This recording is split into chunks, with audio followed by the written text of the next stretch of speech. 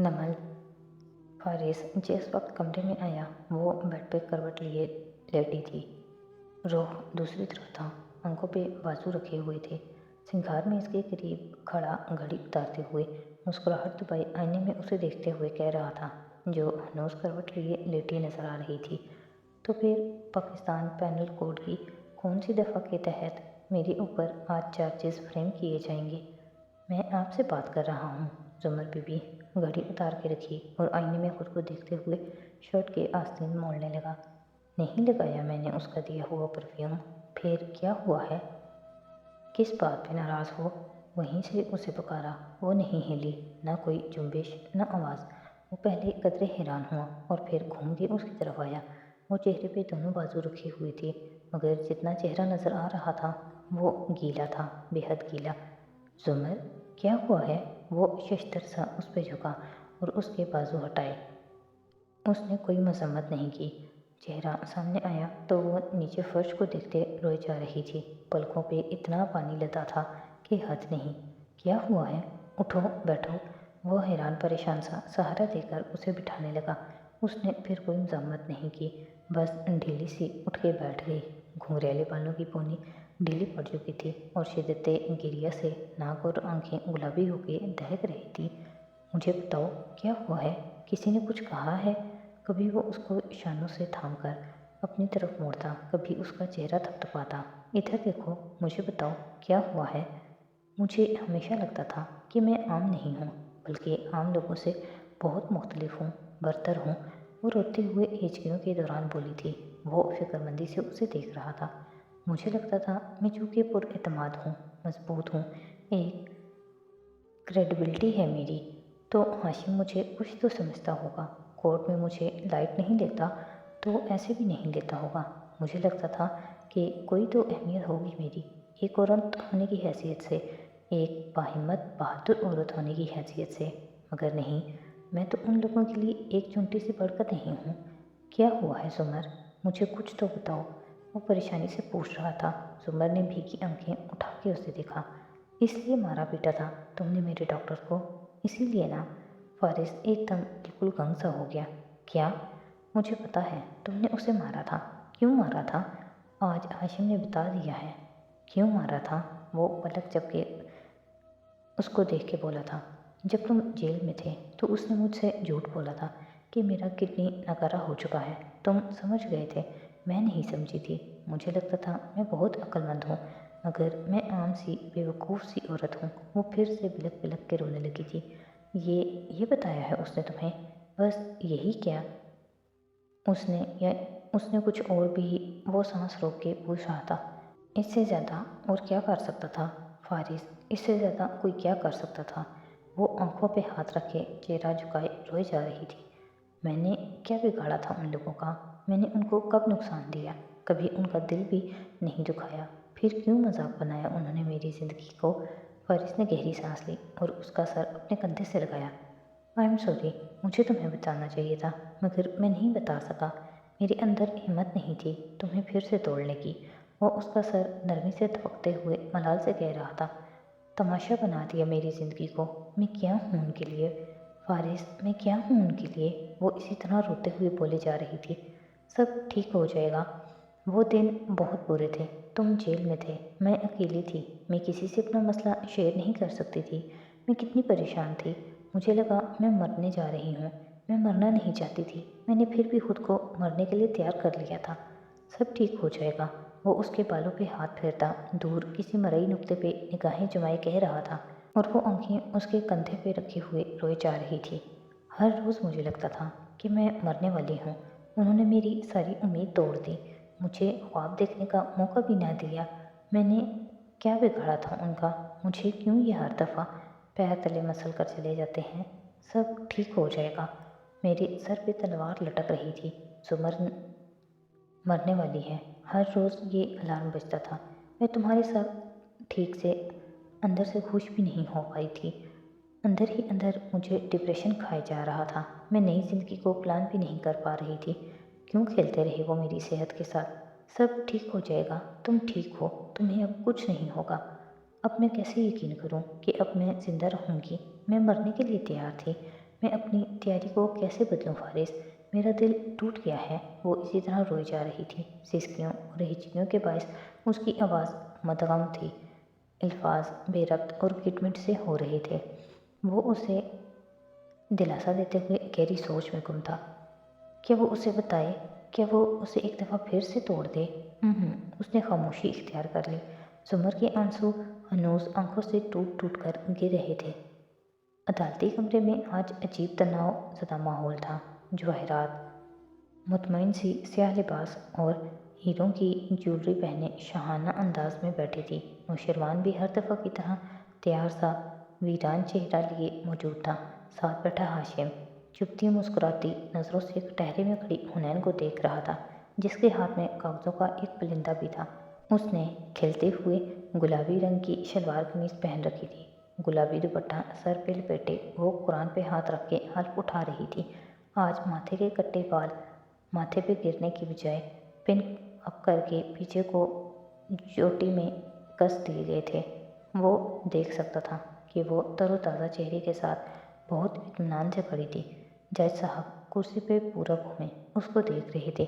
زمر کے قریب بیٹھا سعدی سر جھکائے ہوئے تھا، بار بار اٹھنے کا ارادہ کرتا مگر زمر روک دیتی۔ اسے اکیلا چھوڑ دو گے؟ اور وہ بیٹھ جاتا۔ آخری کرسیوں پہ بیٹھے فارس نے گردن موڑ کے سیم کو دیکھا، جس کی نظریں کٹہرے پہ جمی تھیں۔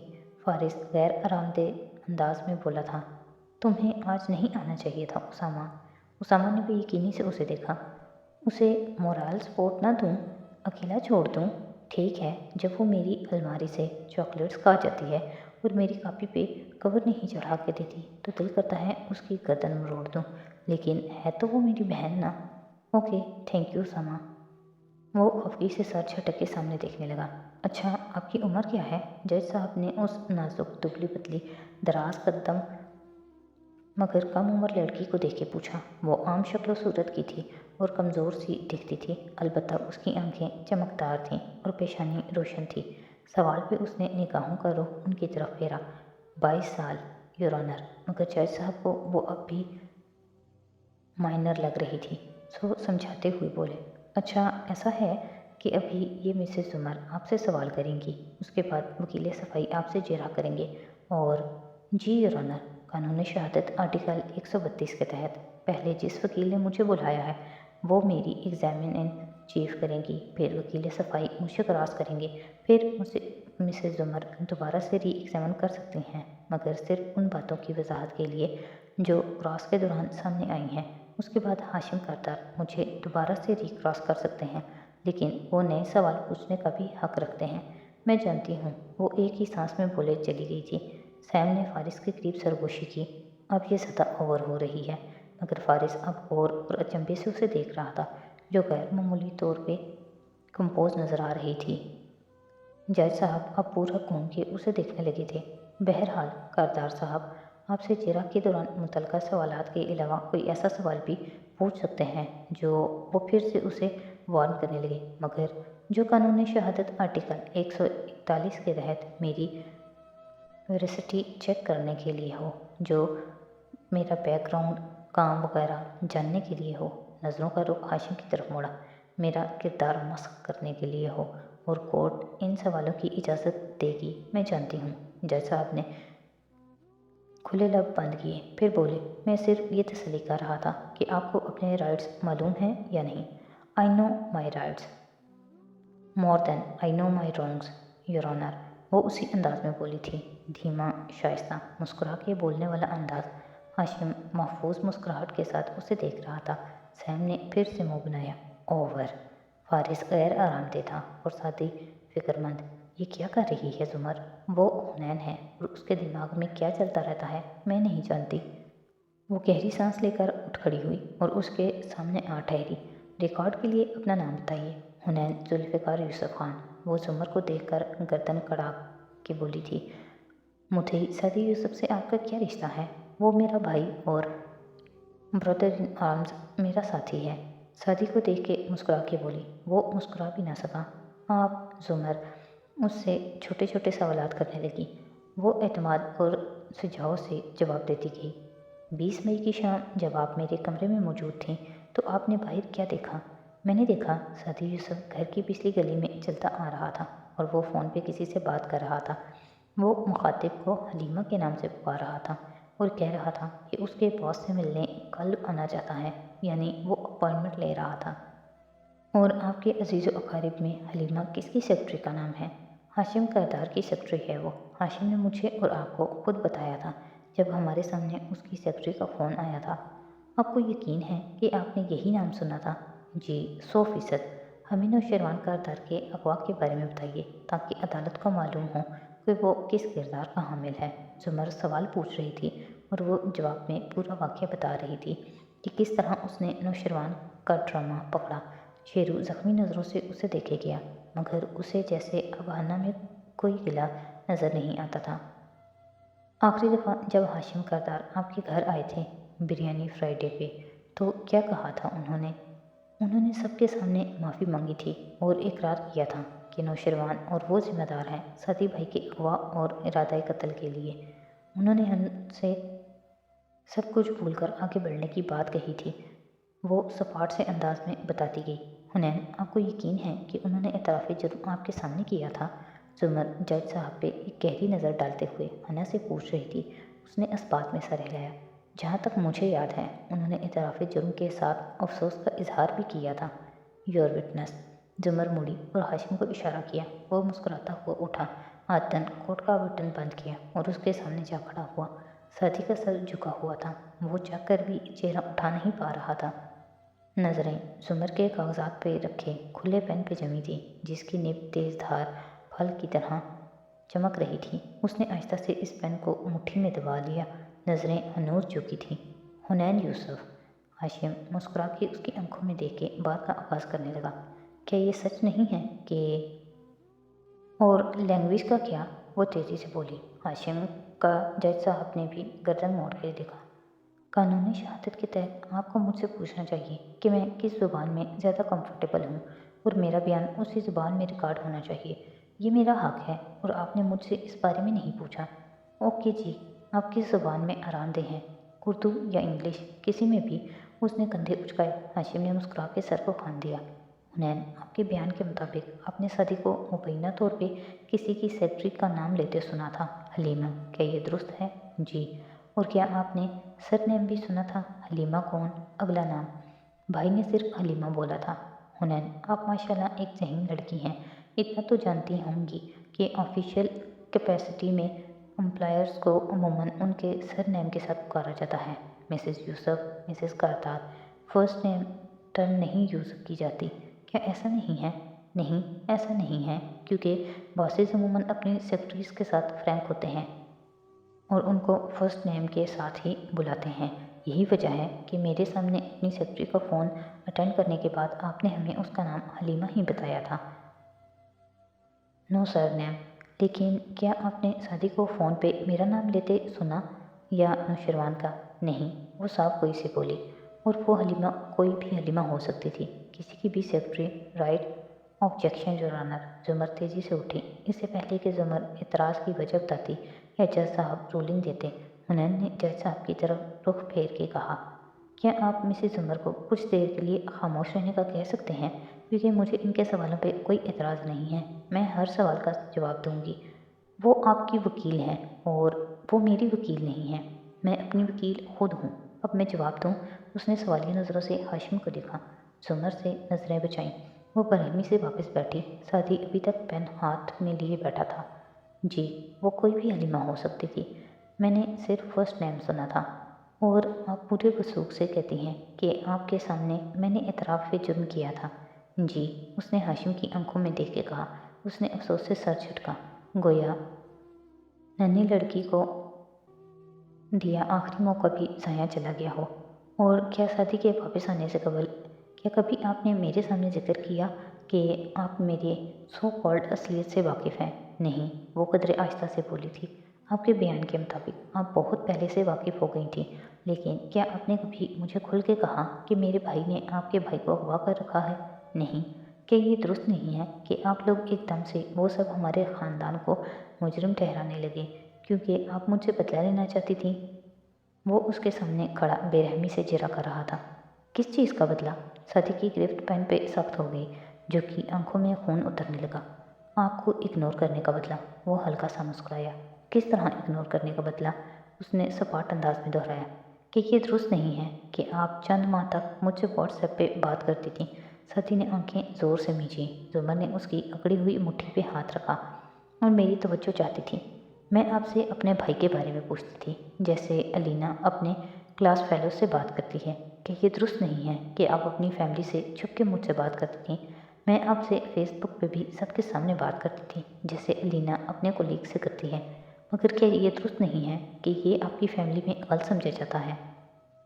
मेरी फैमिली में ये ऐसा ही समझा जाता है जैसा अलीना की फैमिली में समझा जाता है। मगर जैसे अलीना ज़रूरत के तहत फेसबुक पे अपने कोलीग्स वगैरह से बात कर लेती है, मैं भी कर लेती हूँ। एक्सक्यूज़ मी, ये अलीना कौन है? हाशिम ने उकता के बात काटी। जज साहब के रीडर की बेटी, उसने मासूमियत से कहकर चंद कागज़ जज साहब की तरफ बढ़ाए। जहाँ रीडर साहब चौंकने हुए वहीं हाशिम ठहरा और जुमर ने बेइख्तियार पेशानी छुई। उफ उफ। ये योर ऑनर, रीडर साहब की बेटी के फेसबुक के कुछ स्क्रीनशॉट्स हैं और ये मेरी हाशिम भाई से बात के स्क्रीनशॉट्स। लीना अपनी यूनिवर्सिटी में एक निहायत इज्जत और ब्राइट स्टूडेंट है और जैसे वो बोलती है मैं भी वैसे ही बोलती हूँ। अब हमारे बड़े इस बारे में क्या सोचते हैं मुझे नहीं पता। आप योर ऑनर के रीडर से पूछ लें, क्या वो इस तरह बात करने को बुरा समझते हैं? हाशिम ने भी इख्तियार टाई की नॉट ढीली की। जज साहब ने कागजात पे एक नज़र डाली और ऐनक के पीछे से घूर के हुनैन को देखा। आप ट्विटर के बारे में इस तरह की बात नहीं कर सकती, उन्होंने तंबीह की। योर ऑनर, कानून में कहीं भी कोई भी शिक मुझे मना नहीं करती इस चीज़ से, सो मैं ये ले आई। मासूमियत से छाने उठ गए। मेरी बेटी का यहाँ क्या जिक्र? मैं भी तो किसी की बेटी हूँ, मेरे जिक्र की इजाज़त भी तो आप लोगों ने दे रखी है। फिर हाशिम को देखा। आप क्या पूछ रहे थे? इस चीज़ को कैसा समझा जाता है हम जैसी फैमिलीज़ में? रीडर साहब की तरफ इशारा किया, जिनके चेहरे पे बरहमी थी। मैं आपकी इंटरनेट एडिक्शन के बारे में पूछ रहा था। हाशिम ने तेज़ी से पैंतरा बदला। वो एक जज के रीडर की तरफ जाने वाली गुफ्तगू का रुख मोड़ने के अलावा कुछ नहीं कर सकता था। फिर अभी बहुत से तीर तुर्कश में बाकी थे। क्या ये दुरुस्त है हुनैन यूसुफ कि आप कंप्यूटर्स वगैरह में बहुत अच्छी हैं? बिल्कुल, मुस्कुरा के सर को खाम दिया। जज साहब अपने कागज़ देख के अब वापस उसकी तरफ मुतवज्जो हो गए थे। और क्या ये दुरुस्त है कि आप एक बहुत अच्छी हैकर भी हैं? वो दोबारा से रवानी पकड़ चुका था। जी हुनैन, क्या आपके इर्द गिर्द के लोग आपके पास हैकिंग से मुतल्लिक फेवर्स लेने आते हैं? लोग मेरे पास फेवर्स लेने क्यों आएंगे? क्योंकि आप बेहतरीन हैं और वो आप पे ज़्यादा भरोसा कर सकते हैं।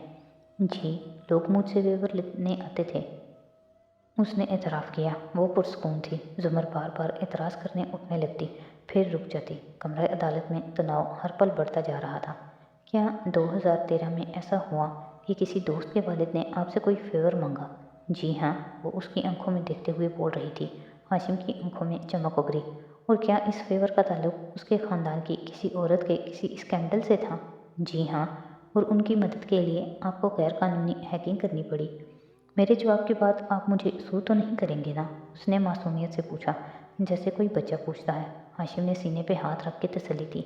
मैं आपको सू नहीं करूँगा, हुकूमत का कुछ नहीं कह सकता, लेकिन मेरी तरफ से बेफिक्र होकर जवाब दीजिए।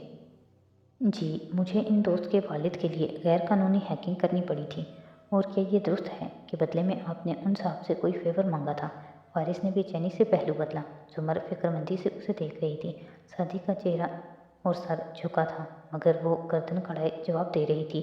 जी, मैंने उनसे फेवर लिया था।